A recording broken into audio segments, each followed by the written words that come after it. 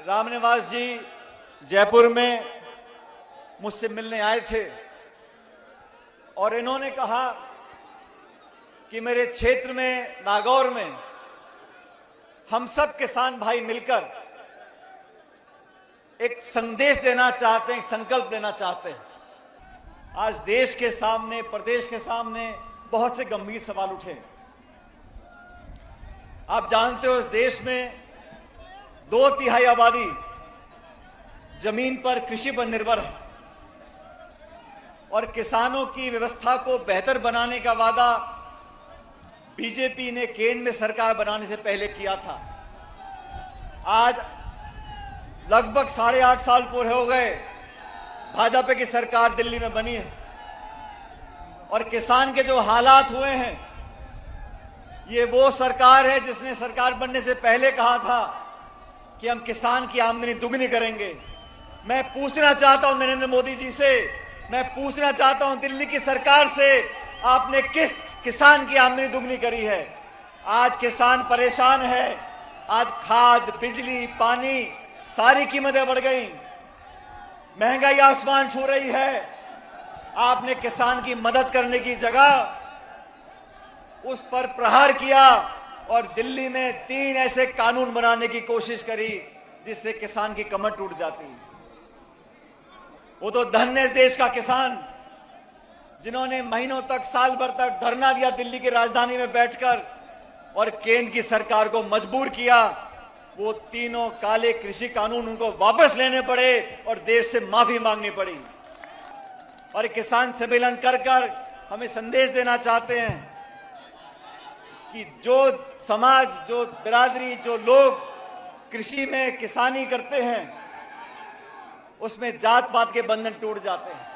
साथियों, इस देश में आज से 9 साल पहले जो भारत की जनता पे कर्जा था वो 56 लाख करोड़ का था। भारत में, देश में 9 साल पहले जनता पे जो कर्ज का बोझ था वो 56 लाख करोड़ था। आज वो कर्जा 1.5 लाख करोड़ का हो गया। 1.5 लाख करोड़ का कर्जा जनता के ऊपर है। वो लोग जो बात करते हैं आम आदमी की, किसान की, उद्योग की, निवेश की, रोजगार की, आर्थिक प्रगति की, आज इस सम्मेलन के माध्यम से उसने पूछना चाहता हूं उन लोगों से कि आप सत्ता में काबिज हुए, अर्थव्यवस्था चौपट हो गई, नोटबंदी आपने कर दी, जीएसटी थोप दिया, महंगाई आसमान छू रही है, बेरोजगारी के रिकॉर्ड टूट रहे हैं और आपने जो कानून बनाए, जमीन अधिग्रहण के खिलाफ आपने कानून बनाने की कोशिश करी, आपको वापस लेना पड़ा। केंद्र की सरकार ने क्या किया? एक नई योजना बना दी, अग्निवीर की योजना। यह अग्निवीर की योजना क्या है? जो पहले बच्चा भर्ती होता था, मेहनत कर कर फौज में अपना नाम रोशन करता था, अब इन्होंने कहा कि तुम भर्ती हो गए तो 4 साल में आपकी छुट्टी कर देंगे। तो केंद्र में बैठे लोगों को ना तो जमीनी हालात का पता है और ना लोगों के जज्बात को उनको मालूम है। धर्म के नाम पर, जाति के नाम पर, भाषा के नाम पर, प्रांत के नाम पर लोगों में विभाजन कर कर वोट लेना जानते हैं। आज इस देश में जो हालात बन गए, जो लोग पहले अमीर थे वो इतने अमीर बन गए और जो लोग गरीब थे वो और गरीब हो गए।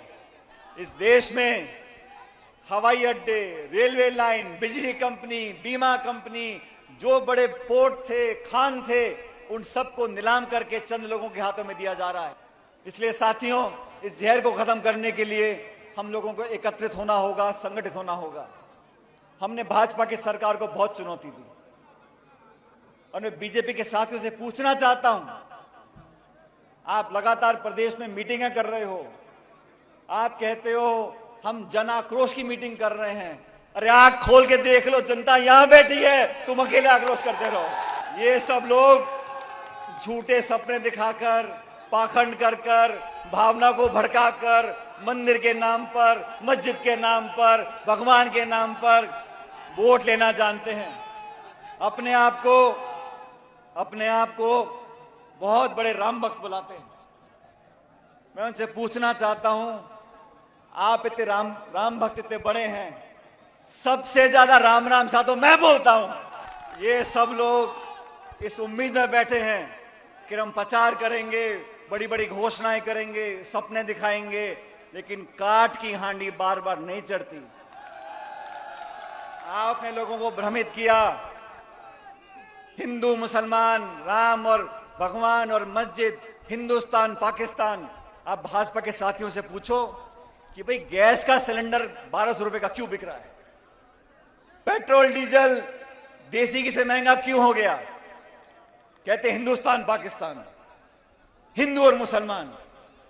आप बोलो भाई बाजार में कुछ सामान लेने जाओ, खाद, पानी, तेल, घी, चाय पत्ती, सब्जी, लाडू, कुछ भी खरीद लो, महंगाई आसमान छू रही है। मैं पूछना चाहता हूं भाजपा के साथियों को, किसी एक नेता ने आके आज तक बोला है कि हम महंगाई पर काबू लेकर आएंगे? किसी एक नेता ने बोला है कि हम महंगाई कम करेंगे? जब आप विपक्ष में थे तो कहते थे हाय महंगाई डायन मार गई। अब महंगाई नहीं दिखती। पेट्रोल डीजल देसी घी से महंगा कर दिया, गैस का सिलेंडर 1100 रुपए का बिक रहा है। राजस्थान में खाद और बीज में ब्लैक होता है, सर्दी में लोग लाइनों में खड़े होते हैं। आप खाद और हमका यूरिया देते नहीं हो, किसान की परवाह आप करते नहीं हो। मैं चुनौती देना चाहता हूं कि इनकी सरकार को भी और उन सब लोगों को जो किसानों को कमजोर समझते हैं, किसान के नाम पर राजनीति सब करते हैं, लेकिन किसानों के हालात आज क्या हैं? केंद्र की सरकार को 9 साल होने आए। अगर कोई बहुत बड़ा उद्योगपति है, करोड़पति है, उसकी तुलना आप छोटे किसान से करो। जो किसान 2 बीघे में खेती करता है, जो किसान 2-3 बीघे में खेती करता है, उसको अगर एक ट्रैक्टर खरीदना है, उसको अगर एक बोरिंग करवानी है, उसको अगर एक गाय या भैंस खरीदने के लिए 50,000 रुपए का बैंक से कर्जा चाहिए, तो वो भला आदमी बैंक के 10 चक्कर काटेगा। फिर उसको प्रमाण पत्र चाहिए, फिर उसको दस्तखत चाहिए, फिर उसको क्या गिरवी रखोगे, और 15 चक्कर काटने के बाद 50,000 का अगर कर्जा किसान को मिलता है तो बीच में उसको 10,000 रुपए की कमीशन देनी पड़ती है, और फिर जाके उसको कर्जा मिलता है। और कोई बहुत बड़ा खरबपति हो, एक बैंक में फोन कर दे तो बैंक का मैनेजर पैदल भागता हुआ जाके चेक देके आता है उसको। ये व्यवस्था बदलनी पड़ेगी। था तो मैंने कहा एक किसान सम्मेलन अति कामयाब होगा, क्योंकि लोगों की भावनाएं जुड़ी हुई हैं। लोग चाहते हैं कि किसान समृद्ध हो, किसान ताकतवर बने, हमारे बहन बेटियां नौजवान पढ़कर आगे बढ़ सकें। और मैं, लेकिन वो नेता, वो जनप्रतिनिधि जो अपनी जबान का पक्का हो, ऐसे लोगों की पहचान करनी है, जो अपनी बात का पक्का हो, जो आपसे झूठ ना बोलता हो।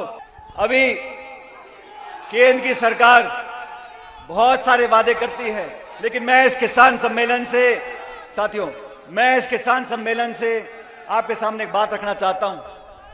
ये 3 कृषि कानून वापस ले लिए, केंद्र सरकार ने माफी मांग ली, लेकिन आज तक भी एमएसपी पर कानून नहीं बनाया। न्यूनतम समर्थन मूल्य पर अभी तक कानून नहीं बनाया। एमएसपी पे जो खरीद होती है उस पर कानून नहीं बनाया। मैं आप सबसे चाहता हूं इस संदेश नागौर से जाए दिल्ली तक कि एमएसपी पर कानून बने। ऐसा